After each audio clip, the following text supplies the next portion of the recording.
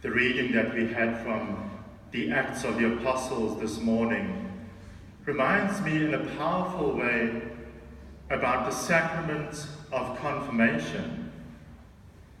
We heard in the reading that they had only been baptized, and then they laid hands on them and they received the Holy Spirit. This reading from the Acts of the Apostles reminds us that it is necessary for us to be confirmed in order to complete the baptismal grace that we have received.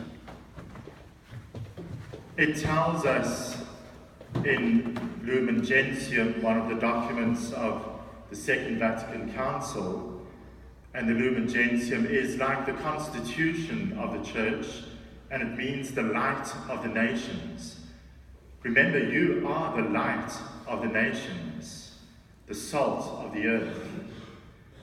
And this is what Lumen Gentium tells us, that confirmation makes us more perfectly bound to the Church and enriched with a special strength of the Holy Spirit.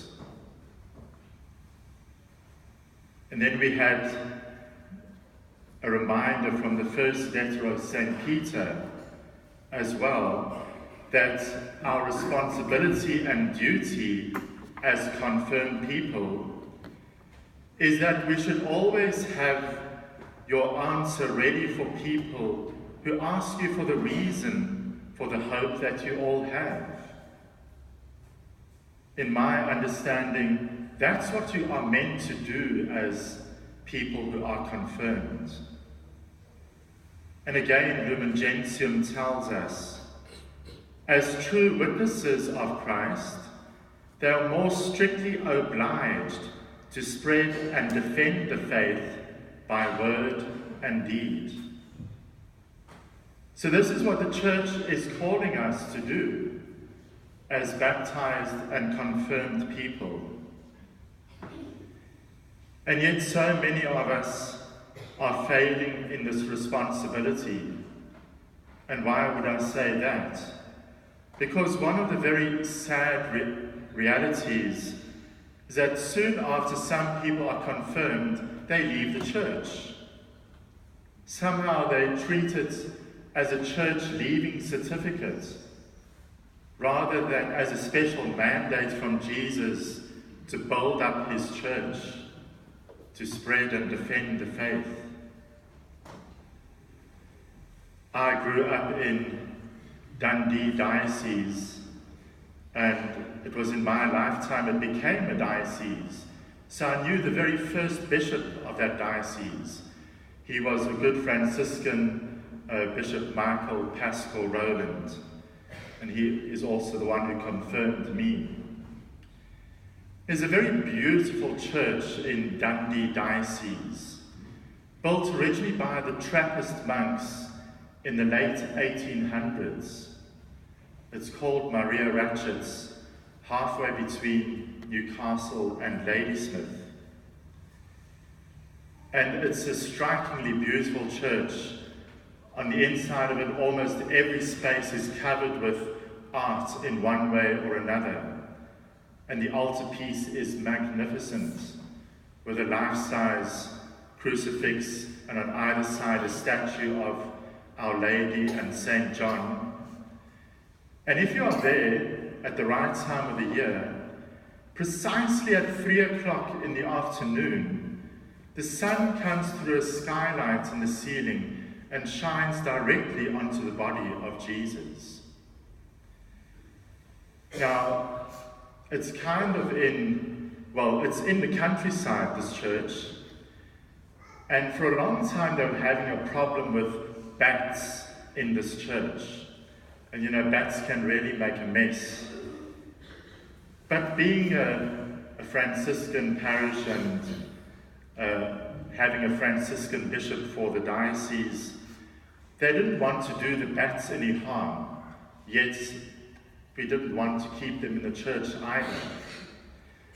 So the parish priest at the time came up with a plan, and when it came to the occasion for confirmations to take place, he asked the bishop, "Please, will you confirm the bats at the same time?" And amazingly, the bishop agreed, and he did so. And after that, they never saw the bats again. That's supposed to be a joke. But maybe there's some truth in that. But the sad reality is there are many people who leave the church after they are confirmed, and they stop practicing the faith. And if they stop practicing the faith, that means in general there's a decline in faith. And where there's a decline in faith, there is an increase in superstition. And unfortunately, the sad reality also, where there's an increase in superstition, there is also an increase in demonic activity. So this is a serious situation and a problem.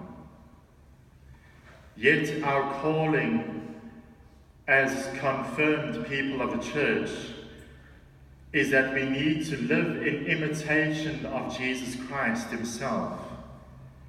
Our whole life and our whole mission should be carried out in total communion with Jesus, whom the Father gives us without measure. There are a number of times that Jesus promises to give us the Holy Spirit. This is fulfilled in the first place on Easter Sunday, but in a much more striking way on the day of Pentecost, where they were all filled with the Holy Spirit, and the apostles began to proclaim the mighty work of God. The result was that many more people were baptized, and many more people received the Holy Spirit. And on one occasion, there were 3,000 people who were baptized and received the Holy Spirit. We too can have a powerful effect on the community just by being faithful to our baptismal promises and to the grace of our confirmation. In this way, we can perpetuate the grace of Pentecost, which has been given to our church. And forever, the result will be that the number of believers increase and superstition will decline. So what we have received in confirmation is a very special outpouring of the Holy Spirit, which was once granted to the apostles on the day of Pentecost. Saint Ambrose, one of the great saints and early fathers of the church, this is what he said when he was reflecting about being confirmed. Recall then that you have received the spiritual seal, and guard what you have received. God the Father has marked you with his sign. Christ the Lord has confirmed you and has placed his pledge, the Spirit, in your hearts. Then one of the very early church councils of the church, the Council of Florence, this is what it exhorts us to do when we are confirmed. That we should never be ashamed of the cross, confess the name of Christ boldly, and spread and defend the faith by word and action as true witnesses of Christ. In a special way, you can do this when you have committed your life to prayer, when you are faithful to prayer. And in a special way, I will highlight the prayer of the Rosary because it is the compendium of the Gospels. There in a special way you come to know Jesus and grow in your friendship and love for him. In a special way we can be witnesses of Jesus Christ when we live a sacramental life. That means receiving the sacraments often. We should never miss an opportunity to go to Mass. Doesn't matter what the situation is, we should do our best to attend Mass. And take up again the Scriptures. Read the Scriptures daily. They are God's special love letter to us. Even if you're just reading one paragraph or one page a day, eventually you would have read the whole Bible in about 3 years. At the same time that you have the Bible in one hand, have the Catechism in the other hand.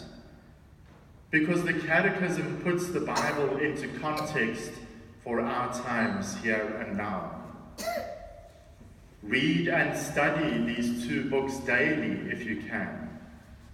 And if you are doing this, then you will always have your answer ready for people who ask you for the reason, for the hope that you all have.